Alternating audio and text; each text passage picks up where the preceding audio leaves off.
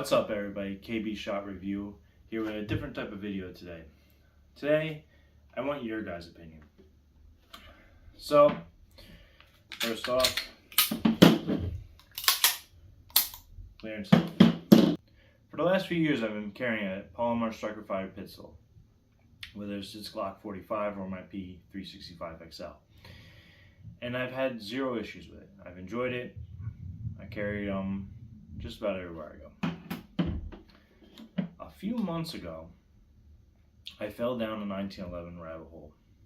I bought my first 1911. This is a Springfield Operator in 45.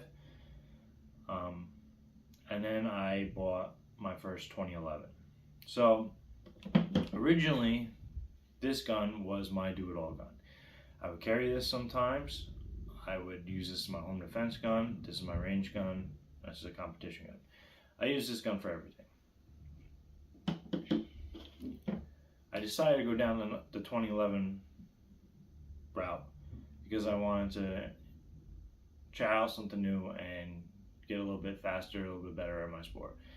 And with that, I bought a 1911 as well, so I can practice the manipulations and whatever. And what I found was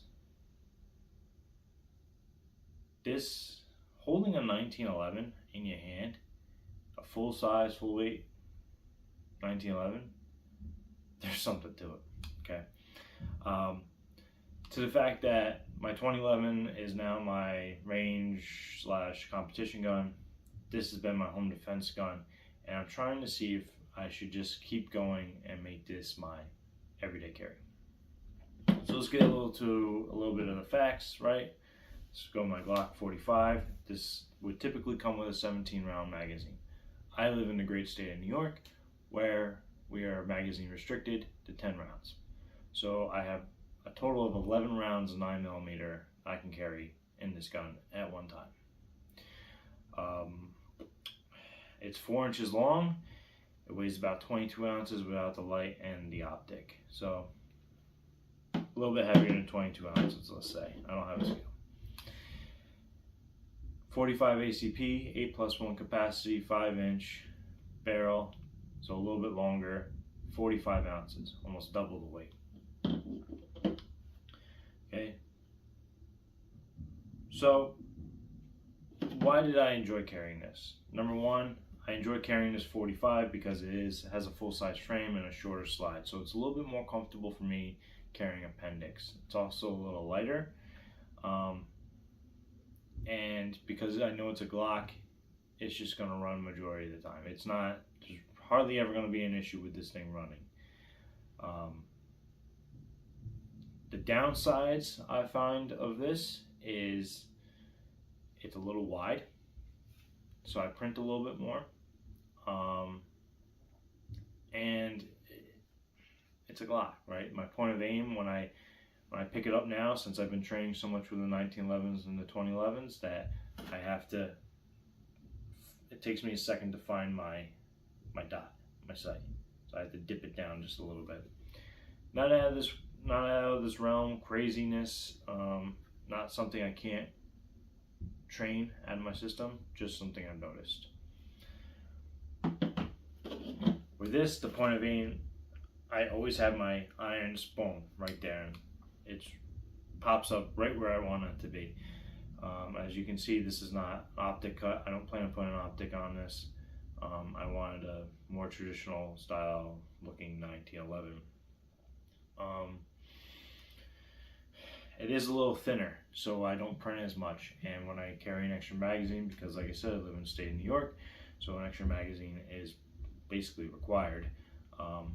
It's a little bit easier, a little bit more comfortable as a single stacked.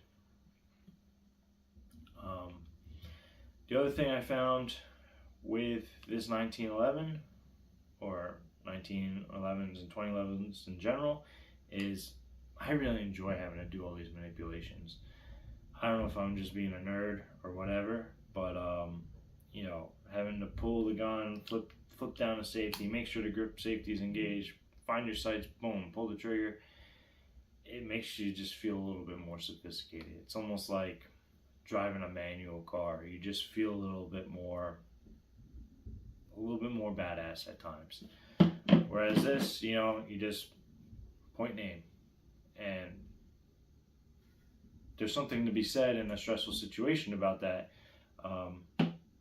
Again, these are all training things though, right? So I can either go back to training with this more often so I get my point of aim, or do I stick with this because of all the manipulations? I have to train with this more because my 2011 is now going to be my competition gun. We were talking about capacity, so 9 mil. So I'm losing 2 rounds of ammunition. To me, that's not significant enough to say I shouldn't carry this gun. And I understand all the science behind 9 mil versus 45. Today I've seen all the videos, I've watched all the data, I get it. They're the same, if not 9 mil has a little bit of an edge. But there's something to be said mentally when you see a 9 mil versus a 45 sit next to each other. The 45 is just a honking bullet, man. It's just makes the 9mm seem inferior. And I understand that that's all psyche stuff. So I just want to see what you guys think. You know, is it worth carrying this extra weight with this little bit longer slide with a little less capacity to keep my training consistent and to feed my ego, essentially? Or is it better to have 2 more rounds, print a little more, but have a nice, reliable gun that's I know is going to shoot every time? Let me know in the comments. Thanks. Like and subscribe.